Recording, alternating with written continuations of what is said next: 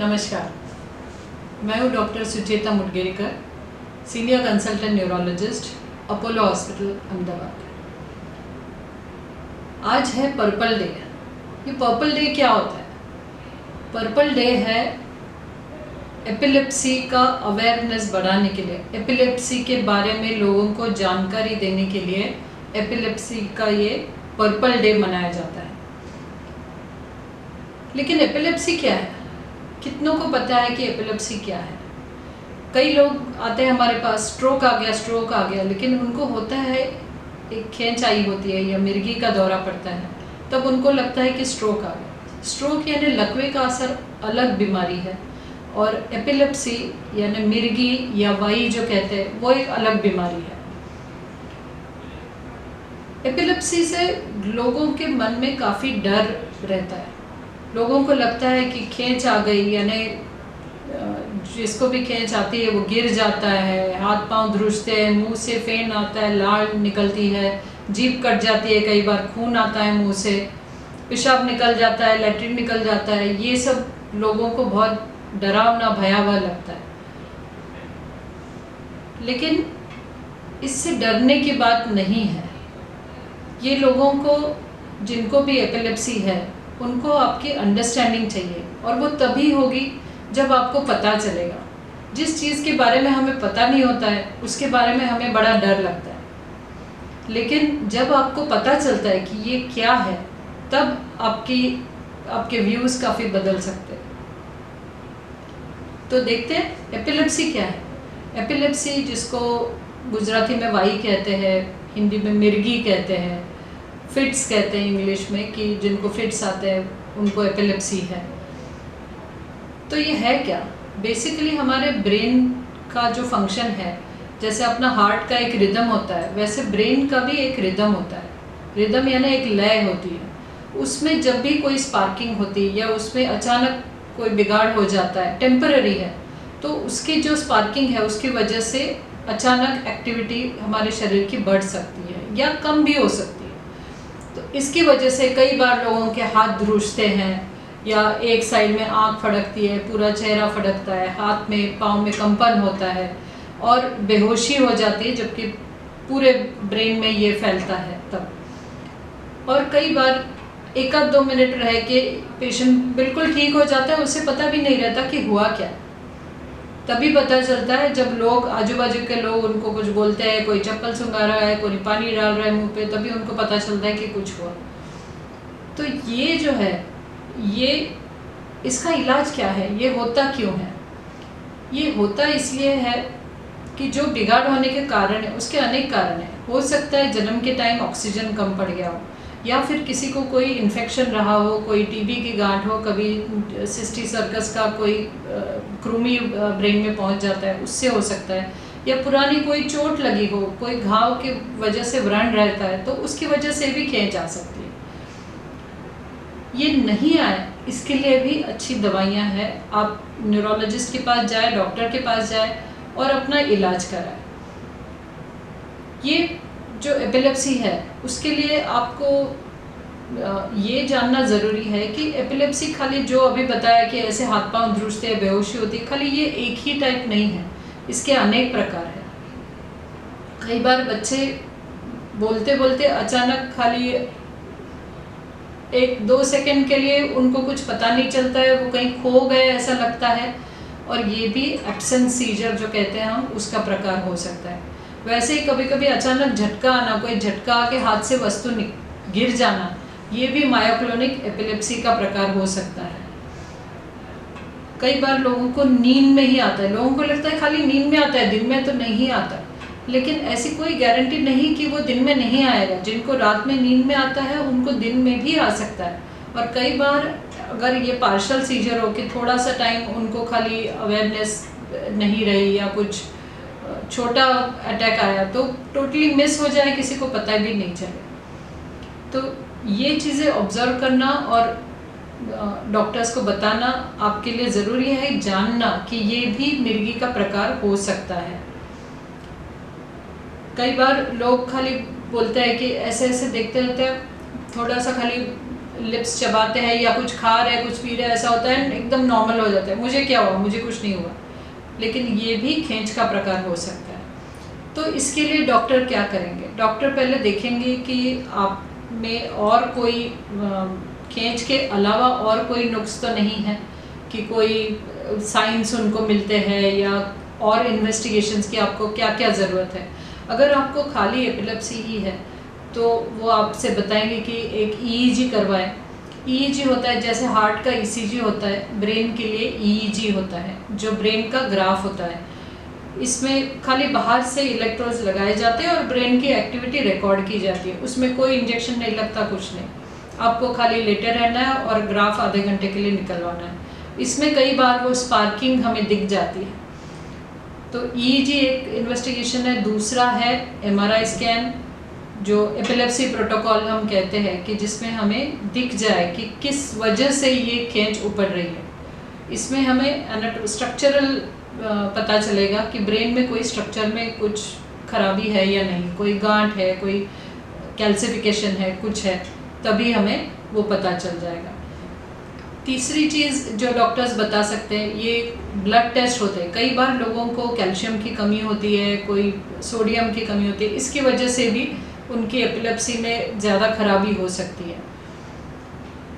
कई बार डॉक्टर्स एक बार दवाइयाँ चालू करते हैं, उसके बाद भी अगर दवाई रेगुलर नहीं ली है, आपकी दवाई का प्रमाण अगर खून में कम है, तो भी आपके शुरू में जो कंट्रोल है वाई या मिर्गी, वो फिर से खराबी हो सकती है और आपको लगता है कि दवाई तो काम नहीं कर रही। लेकिन दवाई ऐसे नहीं है कि थोड़े दिन ली और बंद कर दी, ये दवाई आपकी लंबे टाइम चलने वाली है। हो सकता है 3 साल 5 साल लगे। किस टाइप की आपकी एपिलेप्सी है उसके ऊपर वो निर्धारित रहेगा कि आपको कितना लंबा टाइम दवाई लेना है। फिर भी लोग कहते हैं हम तो इतने सालों से ले रहे दवाई और कम नहीं हुआ है, लेकिन आपका फिट फ्री पीरियड कितना है, यानी कि कितने साल आपको खींच नहीं आई है, वो भी उतना ही मायने रखता है। अगर आपको हर 3 महीने में 6 महीने में खींच आ रही है तो आपकी दवाई कम होना थोड़ा मुश्किल है। अगर आपको 3 साल तक खींच बिल्कुल नहीं आती है तो हम दवाई आसानी से आपकी कम करके ग्रेजुअली बंद करते हैं। अचानक कोई दवाई बंद नहीं की जाती है, उसकी वजह से भी दोबारा खींच आने के चांसेस सडनली कम होने से भी बढ़ सकते हैं। तो दवाई करते हुए आपको क्या क्या चीज़ें ध्यान रखनी है? एक तो आपको नियमित रूप से आपकी दवाई लेना है। अगर दवाई से आपको लगता है कि खींच कम तो हुई है लेकिन पूरी बंद नहीं हुई, तो आपको ज़रूर अपने डॉक्टर से कांटेक्ट करना है। हो सकता है वो आपका डोज चेंज कर दे या कोई और दूसरी दवाई ऐड कर दे। तो ये फीडबैक बहुत ज़रूरी है हमारे लिए कि पेशेंट्स को अच्छी तरह से हम ट्रीट कर पाए। दूसरा, दवाई चलते हुए रात को जागना नहीं है, ये बहुत अहम मुद्दा है। कई बार लोगों को नींद कम पड़ने की वजह से फिट्स आते रहते हैं। वैसे ही फास्टिंग, बहुत इंडियंस तो बहुत ज़्यादा ये फास्टिंग के लिए ऑब्सेस्ड है कि कुछ खाना नहीं है, लेकिन आप अगर दूध फल ऐसे कुछ खा के आप उपवास करते हैं तो चल सकता है, लेकिन आपकी जो दवाइयाँ चल रही है वो भी आपको लेते रहना चाहिए। तीसरी बात, जो फ्लैशिंग लाइट्स है, आजकल मोबाइल की वजह से तो बहुत ज़्यादा फ्लैशिंग लाइट्स का प्रॉब्लम हो रहा है और टीवी में भी ये फ्लैशिंग लाइट्स आपको कंटिन्यूसली लंबा टाइम नहीं देखना है और अपनी दवाई सही से लेते रहना है। तो ये अगर करते हैं, उसके बाद भी जब खींच कंट्रोल नहीं होती तो क्या ऑप्शंस है? उसके बाद भी हमारे पास ऑप्शंस है। अभी एपिलेप्सी सर्जरी हम आम तरीके से कई सेंटर्स में हो रही है इंडिया में। तो इसमें ये नहीं कि हर एपिलेप्सी का इलाज सर्जरी है, ऐसा नहीं है। कोई स्पेसिफिक टाइप की एपिलेप्सी है जहाँ हमें स्ट्रक्चरल एबनॉर्मलिटी मिलती है, कोई खराबी दिखती है, जो हम फोकल कॉर्टिकल डिस्प्लाजिया करते हैं, कि जो डेवलपमेंटल खराबी है, तो उसमें या मीजियल टेम्पोरल स्क्लेरोसिस जो स्कारिंग है, या इस टाइप की एपिलेप्सीज़ में सर्जरी के रिजल्ट्स बहुत अच्छे हैं। ऑलमोस्ट 1/3 पेशेंट्स की दवाइयाँ बिल्कुल बंद हो सकती है और 1/3 लोगों की दवाइयाँ काफ़ी कम हो सकती है, 50% से ज़्यादा कम हो सकती है। तो एपिलेप्सी सर्जरी के निर्णय के लिए ये ज़रूरी है कि हम वीडियो ईजी करें। कई बार हम 3, 4 या 5, 6 जो फिट्स है आपके, वो हम रिकॉर्ड करते हैं। उसके पहले हम दवाइयाँ आपकी थोड़ी कम करेंगे ताकि हम सीजर देख पाएँ। और वीडियो ईजी में हम ये देखते हैं कि जिस टाइप की आपकी खींच है, जिस तरीके से आ रहा है, वो आपका ईजी और एमआरआई ये सब मैच हो रहा है कि नहीं। ये सब जब मैच होता है तभी हम निर्णय करते हैं कि इसमें सर्जरी से फ़ायदा होगा। हर एक पेशेंट की सर्जरी तो नहीं हो सकती, लेकिन पहले हम एसेस करेंगे तभी हमें पता चलेगा कि इसमें फ़ायदा होने के चांसेस कितने हैं। तो ये भी एक ऑप्शन आपको ध्यान रखना है। इसके अलावा भी और ऑप्शन है, वेगल नर्व स्टिमुलेशन होता है, कीटोजेनिक डाइट होता है। वो जिनकी फिट्स की प्रॉब्लम बहुत डिफ़िकल्ट है कंट्रोल होने के लिए, उनके इसमें ज़्यादा इस्तेमाल होता है। दूसरी एक बात आपको ध्यान रखना है कि कोई भी फिट आए इसका मतलब आपको एपिलेप्सी है ही ऐसा नहीं है। फिट तो कोई मेटाबॉलिक जब खराबी होती है, किसी का सोडियम कम हो गया, किसी का खाली कैल्शियम बहुत कम है, किसी को बुखार के साथ फिट्स हुए हैं, किसी को कोई इन्फेक्शन उस टाइम पे मेनिंजाइटिस से हुआ था, उस टाइम पे आपको फिट्स आए हैं, लिवर की खराबी से, किडनी की प्रॉब्लम्स की वजह से, ऐसे कई चीज़ों की वजह से फिट्स आ सकते हैं, लेकिन वो टेम्पररी है। लेकिन हर एक को एपिलेप्सी नहीं है। जब बार बार फिट्स आते रहते हैं तभी हम उसको एपिलेप्सी कहते हैं। एपिलेप्सी के बारे में लोगों के मन में कई गलत धारणाएं हैं, इसके बारे में भी हम चर्चा करते हैं। कई लोगों को लगता है कि एपिलेप्सी तो जब कोई भूत प्रेत होता है, कोई किसी की वजह से कोई ऐसे बाहर की कोई बाधा होती है, तभी किसी को ये ऐसा दौरा पड़ता है। ऐसी कोई बात नहीं है। ये एक न्यूरोलॉजिकल डिसऑर्डर है कि जिसमें ब्रेन की, जैसा मैंने पहले बताया कि ब्रेन की जो लय है उसमें टेम्पररी थोड़ा सा स्पार्किंग होने की वजह से ये होता है। इसमें कोई बाहर की कोई चीज़ का कोई असर नहीं है। और जो पेशेंट्स हैं उनको इलाज की ज़रूरत है, उनसे कोई ये नहीं करना है कि उसको अवॉइड करें, उससे बात नहीं करें, उनको पूरी फैमिली को तकलीफ़ हो, ऐसा कुछ करें, ये गलत धारणाएं हैं। एपिलेप्सी अगर है तो उसको पहचानिए और पेशेंट का इलाज सही तरीके से करिए ताकि वो नॉर्मल ज़िंदगी जी सके। दूसरी बात, लोगों को लगता है कि मिर्गी का तो इलाज ही नहीं है, कि ये लाइलाज है, ये तो लाइफ लॉन्ग रहने वाला है और ऐसे पेशेंट्स के साथ किसी को कोई संबंध नहीं रखना है, उनसे शादी नहीं करना है। ये बिल्कुल गलत बात है, गलत धारणा है। मिर्गी का सही तरह से इलाज हो सकता है। जैसे डायबिटीज़ की दवाई, ब्लड प्रेशर की दवाई लोग डेली खाते हैं, तब कोई नहीं पूछने आता कि आप क्या दवाई खा रहे हो। तो एपिलेप्सी की दवाई अगर पेशेंट खाता है तो उनको टोकने की क्या ज़रूरत है। कई बार फैमिलीज़ में हमें ये बताया जाता है कि लड़की अगर दवाई खा रही है तो उसके लिए घर की औरतें, बाकी बुजुर्ग लोग सब पूछते हैं कि ये क्या दवाई खा रही है। जो बीमारी है उसका सही इलाज है, वो आगे तकलीफ नहीं हो, इसके लिए दवाइयाँ दी जाती है, तो वो लेने में हर्ज ही क्या है। दवाई लेने से अगर आपका जो भी बीमारी है, आपकी जो भी बीमारी है, अगर वो सही होती है तो वो लेना ही सही बात है। इसे टोकिए मत, समझिए, ताकि पेशेंट्स को आपके हेल्प की ज़रूरत है।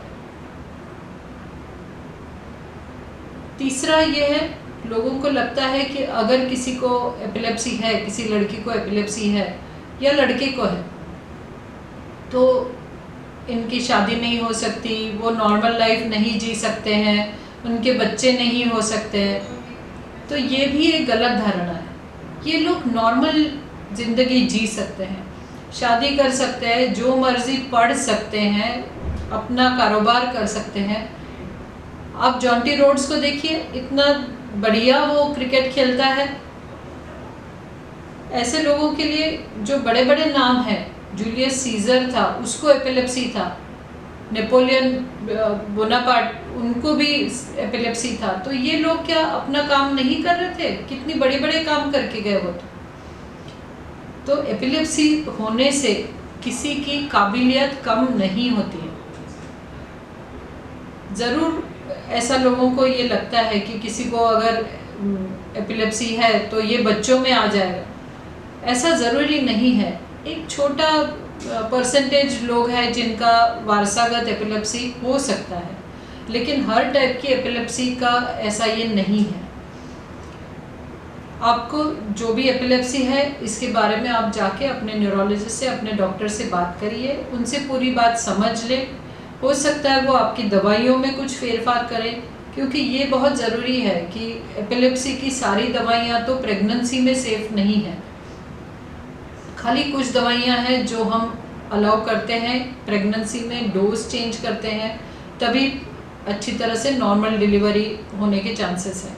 या तो फिर कोई एबनॉर्मलिटी और हो गई उसके बारे में, तो वो अच्छी बात नहीं है। इसीलिए प्रेगनेंसी के पहले, प्रेगनेंसी प्लान करने के पहले आप अपने डॉक्टर से बात करें, ये बहुत ज़रूरी है, ताकि वो आपकी दवाइयाँ पहले घटाएंगे, आपको बताएंगे कि कब प्लान करना है आपको, और उसके बारे में फोलिक एसिड लेने के लिए, ताकि आपकी न्यूरोलॉजिकल बेबी में कोई प्रॉब्लम नहीं हो, उसके लिए भी दवाइयाँ वो देंगे आपको।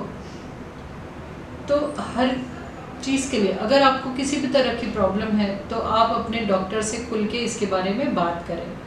और अगर आपके घर में जो बुज़ुर्ग है उनको भी अगर क्वेश्चंस है, उनको अगर कोई सवाल है, तो वो भी जाके डॉक्टर से बात कर सकते हैं, ताकि वो समझ पाए। जितना अंडरस्टैंडिंग बढ़ेगा फैमिली में, प्रेम बढ़ेगा और प्रॉब्लम्स कम होती जाएगी। और एक धारणा लोगों के मन में है कि अगर बच्चे हैं भी तो ब्रेस्ट फीडिंग नहीं कर सकते, बेबी को नुकसान होगा अगर दूध पिलाएंगे। तो ऐसा तो ये हो नहीं सकता कि माँ का दूध बच्चे को कोई नुकसान करे। अगर आप एक तो प्रेगनेंसी में ऐसी ही दवाइयाँ दी जाएगी कि जो बच्चे को नुकसान नहीं करे, वही दवाइयाँ आगे भी कंटिन्यू होती है। एकदम से दूसरी दवाइयाँ जो बच्चे के लिए नुकसानदायक है, ऐसी कोई दवाइयाँ तो दी नहीं जाएगी। सो नॉर्मल ज़िंदगी जीना, शादी करना, बच्चे पैदा करना, बच्चों की देखभाल करना, सब कुछ आप नॉर्मल तरीके से कर सकते हैं। You can go work in the office, पूरी सारी जैसा बाकी लोग करते हैं, आप अपनी ज़िंदगी नॉर्मल तरीके से जी सकते हैं। कई बार हम ये भी देखते हैं कि पेशेंट को अगर खींच आती है तो सब लोग उससे दूर भागते हैं। एक्चुअली जब पेशेंट को फिट आता है तब आपको क्या करना चाहिए? आपको बेसिकली पेशेंट के पास जाके उनको एक करवट टर्न कर देना है। एक साइड में खाली आपके टर्न करने से पेशेंट को बहुत फ़ायदा होगा, क्योंकि फिर पेशेंट आसानी से सांस ले पाता है। जो सीधा गिरा है अगर पेशेंट, तो उनकी जीभ जाके सांस का रास्ता रोक सकती है और वो जानलेवा भी हो सकता है। आपकी एक सिंपल हेल्प से किसी की जान बच सकती है। तो खाली आप पेशेंट को एक करवट टर्न करें, ये देखें कि उनको कोई चोट तो नहीं लग रही, ऐसी जगह पे कहीं गिरे हैं कि कभी कभी बैठे बैठे ऑफिस में, स्कूल में बच्चों को ये हो सकता है, कभी बेंच के बीच में, कहीं चेयर्स के बीच में चोट लग सकती है। तो आप पेशेंट को खाली ज़मीन पे लिटा दीजिए, एक साइड में करवट करके लिटाएं। उनके मुंह में ज़बरदस्ती कुछ भी ठूसे नहीं। कई बार ये होता है कि जब दांत भीज गए पेशेंट के तो भी ज़बरदस्ती चम्मच डालने की कोशिश की जाती है और पेशेंट के दांत टूट जाते हैं। ये करने से पेशेंट को नुकसान होगा, तो आप कृपया ये बातें अवॉइड करिए, ये नहीं करें। और एक चीज़ मैं बहुत आम तरीके से देखती हूँ कि जब पेशेंट का शरीर ध्रुज रहा है, लोग उसको टाइट पकड़ के रखते हैं, दबा के रखते हैं कि वो ध्रुजे नहीं। आपके दबाने से वो ध्रुजना बंद नहीं होने वाला। वो उसकी मगज की जो नस है वहाँ पर जो स्पार्किंग हो रही है उसकी वजह से हो रहा है। हाथ पाँव पकड़ के रखने से ना उनका ध्रुजना कम होगा, ना उनकी खींच बंद होगी, लेकिन पेशेंट को बाद में बहुत दर्द होगा बॉडी में। तो ये आप नहीं करें। ये हुई बात अगर पेशेंट को आपके सामने आप कहीं बैठे हैं वहाँ पर हुआ है। तो अगर किसी को ड्राइव करते हुए खींच आई तो क्या होगा? ऑब्वियसली ये बहुत डेंजरस चीज़ है, इसीलिए जो एपिलेप्टिक पेशेंट्स हैं उनको ड्राइविंग मना है।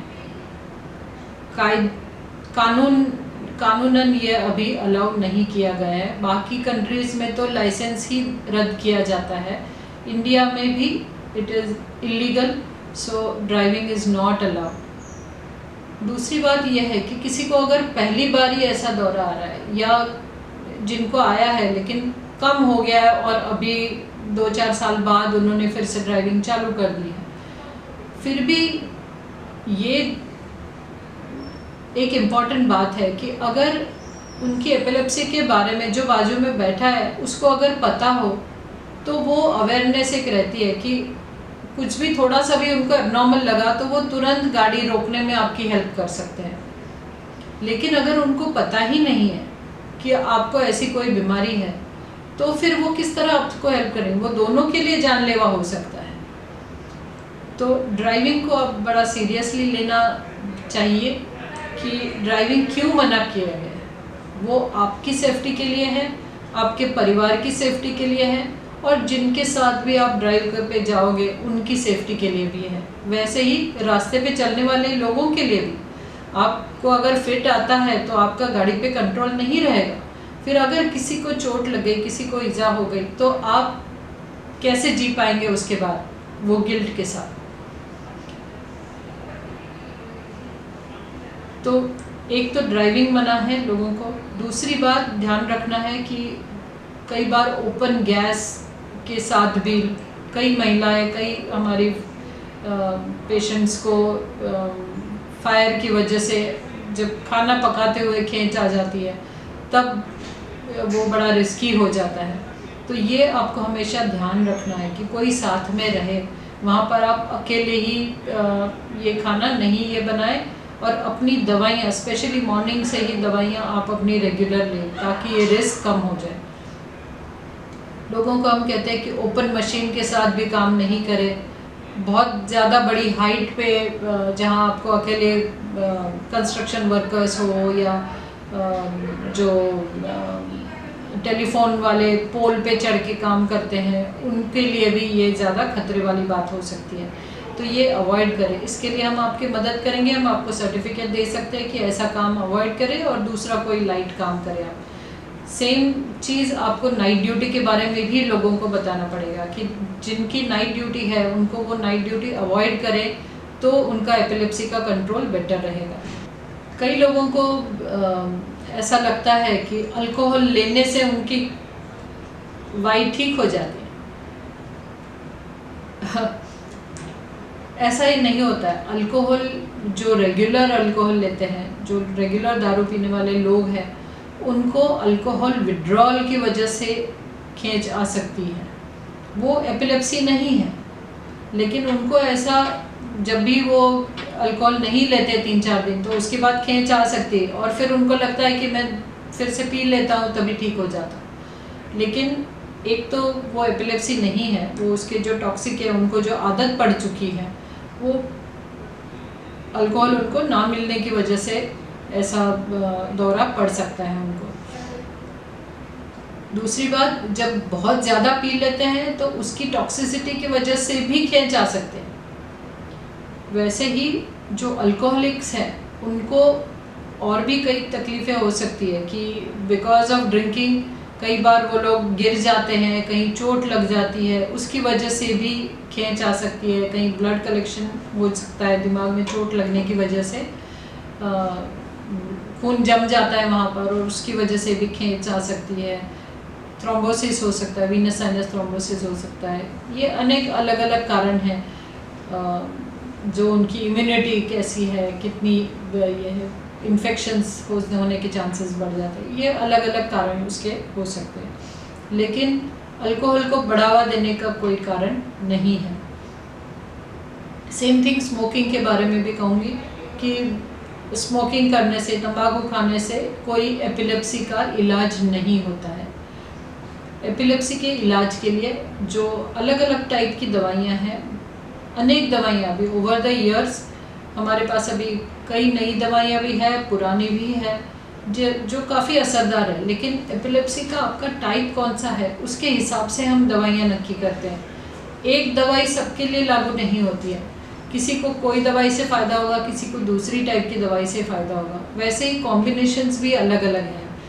तो ये तो आपका डॉक्टर तय करेगा कि आपकी मिर्गी कौन से टाइप की है, उसके लिए क्या इलाज करना है और किस चीज़ से आपको सबसे ज़्यादा, कौन से कॉम्बिनेशन की दवाई से आपको सबसे ज़्यादा फ़ायदा रहे।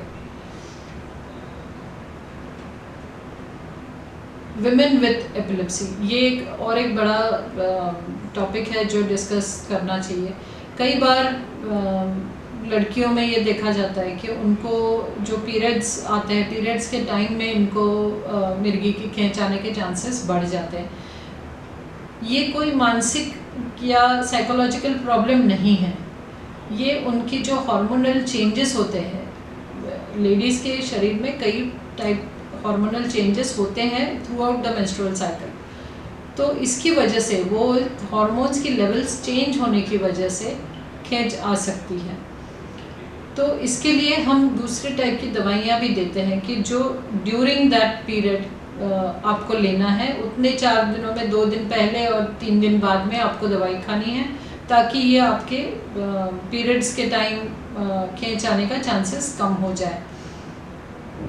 अगर आपके रेगुलर पीरियड्स आते हैं तो ये पॉसिबल है, अगर इरेगुलर है तो उसका भी इलाज करना पड़ेगा साथ में, और साथ में ही हम तो गायनेकोलॉजिस्ट के साथ में बात करके हम कुछ तय कर सकते हैं कि कौन सी दवाई से आपको सबसे ज़्यादा फ़ायदा रहेगा। जब लेडीज़ का प्रेगनेंसी का पीरियड है उस टाइम भी आपको दवाइयों में डेफिनेटली फेरफार करना पड़ेगा। एंटी एपिलेप्टिक जो दवाइयाँ हैं उसमें से कई सारी बेबी के लिए ठीक नहीं है, उसकी डेवलपमेंट में प्रॉब्लम हो सकती है, न्यूरोलॉजिकल डिफेक्ट्स हो सकते हैं। तो इसी के लिए प्रेगनेंसी जब प्लान करनी हो तब हम एडवाइस करते हैं कि दवाइयों में थोड़ा चेंज करना पड़ेगा, और साथ में फोलिक एसिड भी आपको लेना है। उसी तरह जो कॉन्ट्रासेप्शन मेथड्स है उसमें भी चेंजेस हो सकते हैं। तो ये आपको डॉक्टर के साथ बात करके आपकी दवाई कौन सी है, कौन सी इंटरेक्शन हो सकती है हार्मोन्स के साथ, उस हिसाब से आपको नक्की करना है कि क्या दवाई आपको लेना है।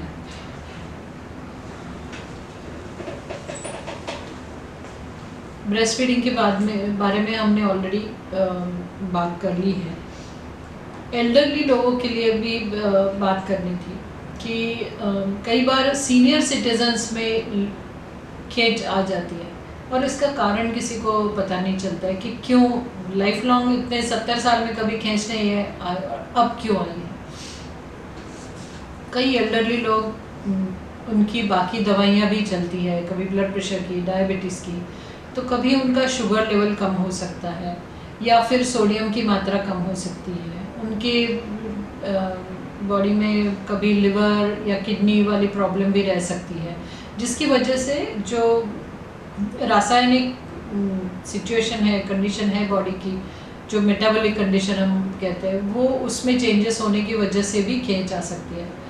दूसरी बात, एल्डरली लोग कई बार they are more prone to falls, तो गिर सकते हैं कहीं, और मामूली खाली सिर थोड़ा सा आथड़ा जाने से भी कभी कभी अंदर हिमाटोमा बन जाता है, जो खून जम जाता है हम कहते हैं, इसकी वजह से भी खींच आ सकती है। तो इसमें ज़रूरी नहीं कि उनको लॉन्ग टर्म कुछ दवाइयाँ लेनी पड़े, किस वजह से उनको खींच आई है या कोई इन्फेक्शन है, क्या ये है, वो देख के आपके डॉक्टर बताएंगे कि आपको ये एपिलेप्सी है या खाली सीजर्स है, यानी जो खाली फिट्स है जो दोबारा आने के चांसेस कम है। ऐसे इसमें हम खाली थोड़े महीनों के लिए दवाइयाँ देते हैं, उसमें लंबा टाइम दवाई लेने की ज़रूरत नहीं है। जब किसी को सिर में चोट लग जाती है, जो हम पोस्ट ट्रॉमेटिक एपिलेप्सी कहते हैं, वो भी एक थोड़ा वादग्रस्त ये है कि कब इनको कितने दिनों के लिए खींच की दवाई दी जानी चाहिए, क्या ये लाइफ लॉन्ग चलेगी।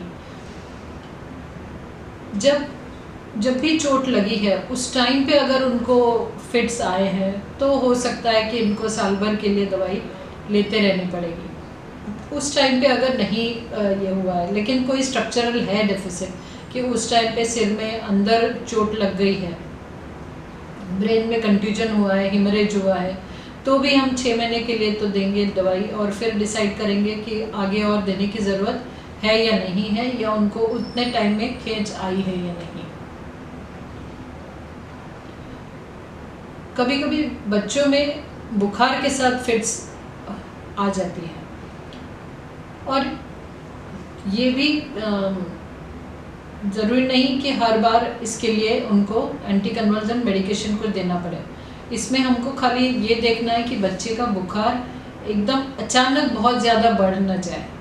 तो थोड़ा भी बुखार रहता है, जिनकी भी टेंडेंसी है या फैमिली हिस्ट्री है एपिलेप्सी की, उनमें अगर बुखार होता है तो बुखार तुरंत कम कराने के लिए हम पैरासीटामोल की दवाई पेरेंट्स के पास देते हैं कि आपको लगे कि बुखार है तो आप तुरंत दवाई दे दीजिए, ताकि बुखार एकदम अचानक बढ़े नहीं। इससे खींच आने की चांसेस कम हो जाएंगे। इसमें भी अलग अलग प्रकार है फिर वो कि खाली एक साइड से फिट आया है या उनको और कोई न्यूरोलॉजिकल डेफिसिट है कि सेरेब्रल पॉल्सी है या और कोई स्ट्रक्चर हमें एक साइड में लकवे का असर दिखता है या ऐसा कुछ है, तो हो सकता है कि लंबा टाइम दवाई आपके डॉक्टर आपको एडवाइस करे भी। लेकिन आम तौर पे खाली फेब्राइल सीजर्स के लिए एंटी कन्वल्जेंस लंबा टाइम कोई नहीं देंगे आपको। तो ये सारे डिस्कशन के बाद हम क्या समझते हैं कि क्या उपाय क्या है एपिलेप्सी के लिए। मिर्गी के बारे में एक बात मैं ज़रूर कहना चाहूँगी कि ये कोई छुआछूत की बीमारी नहीं है। एक किसी को वाई की तकलीफ़ है या मिर्गी की तकलीफ़ है, इसका मतलब ये नहीं कि उससे ये आपको लग जाएगा या किसी और को लग जाएगा या उसके बच्चे को लग जाएगा। ये कोई छुआछूत वाली इन्फेक्शन डिसीज जैसा कोई प्रॉब्लम नहीं है। ये जैसा मैंने पहले बताया, ये ब्रेन के अंदर अचानक इस तरह से इलेक्ट्रिकल एक्टिविटी बढ़ने से, स्पार्किंग की वजह से ये हो रहा है और इसमें कोई किसी और को ये बीमारी लगने वाली नहीं है। दूसरी बात, जो पेशेंट्स ये दवाइयाँ ले रहे हैं, कई बार वो दवाइयों के साइड इफ़ेक्ट्स भी तो होते हैं। कोई दवाइयों से लोगों को गुस्सा ज़्यादा आता है या इमोशनल अपसेट्स होते हैं। ये सारी चीज़ें जो उनके साथ रहने वाले हैं उनको समझ लेनी चाहिए। आपके मन में जो भी प्रश्न है आप डॉक्टर से पूछिए कि ये दवाई से क्या साइड इफ़ेक्ट्स होंगे। आजकल तो गूगल डॉक्टर सब जगह है, तो आपको इसके बारे में काफ़ी इन्फॉर्मेशन मिल सकती है कि कोई भी दवाइयाँ आप जो ले रहे हो उसको साइड इफ़ेक्ट्स अवॉइड करने के लिए कितना डोज, कई बार थोड़ा डोज कम करने से साइड इफ़ेक्ट्स कम भी हो जाते हैं। सो जो भी आपके मन में प्रश्न है आप डॉक्टर से पूछिए कि क्या करना चाहिए इसके बारे में और किस तरह से आपकी मिर्गी का सबसे बेहतर इलाज हो पाए। तो अंत में मैं मैसेज ये देना चाहूँगी जो एपिलेप्सी के पेशेंट्स हैं उनके लिए, कि आपकी एपिलेप्सी से डरिए नहीं, मिर्गी से डरिए नहीं। ये कोई डिसीज़ नहीं है, ये खाली एक न्यूरोलॉजिकल डिसऑर्डर है कि जो ब्रेन का टेम्पररी डिस्फंक्शन हो रहा है, और वो नहीं हो उसके लिए हमारे पास दवाइयाँ हैं, कई तरह के इलाज हैं। लेकिन इसमें ये ज़रूरी है कि आपको थोड़ी आपकी लाइफस्टाइल नियमित करनी पड़ेगी। आपको पूरी तरह नींद पूरी करना है 7 से 8 घंटे, आपको अपनी दवाइयाँ सही से लेना है, आपको खाना टाइम पे खाना है, लंबा टाइम तक भूखे पेट नहीं रहना है, और आपको फ्लैशिंग लाइट्स ज़रूर अवॉइड करना है, या जिसको भी साउंड से, जिस चीज़ से आपको तकलीफ़ ये होती है वो ज़रूर अवॉइड करना है। साथ ही आपको प्रिकॉशन भी लेना है कि आप ड्राइविंग नहीं करें, कोई अननेसेसरी रिस्क नहीं ले जो हाइट पे काम करना है या ऐसे कोई बातें ये नहीं करें।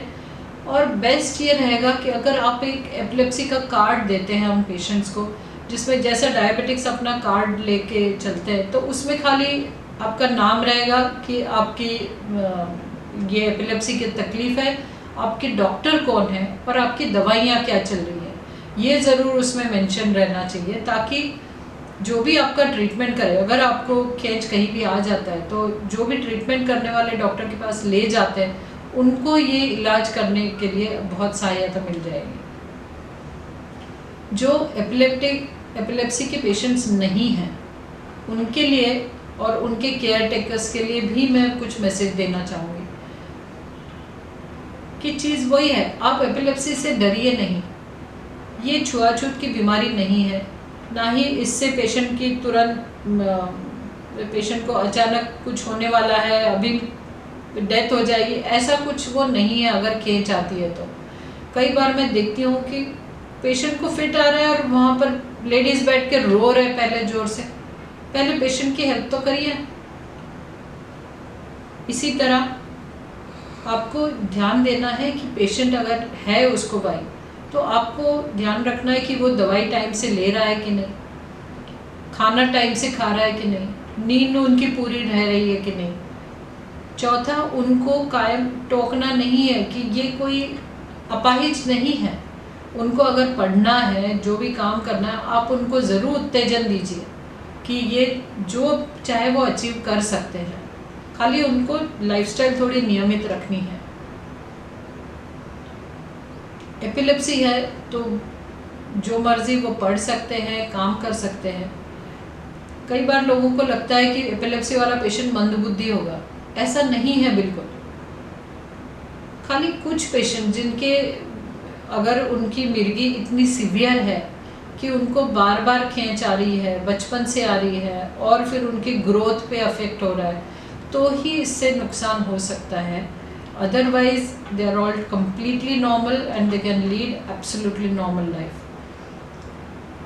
These patients, they need your understanding and your help. They don't need your pity. Please remember that, everybody.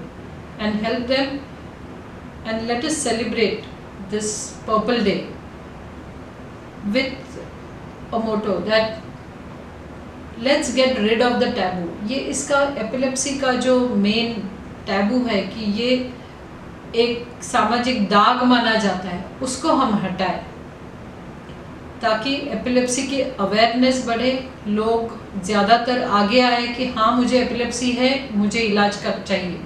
ये जब होगा तभी एक्चुअली हम एपिलेप्सी अवेयरनेस डे मनाएंगे। Thank you.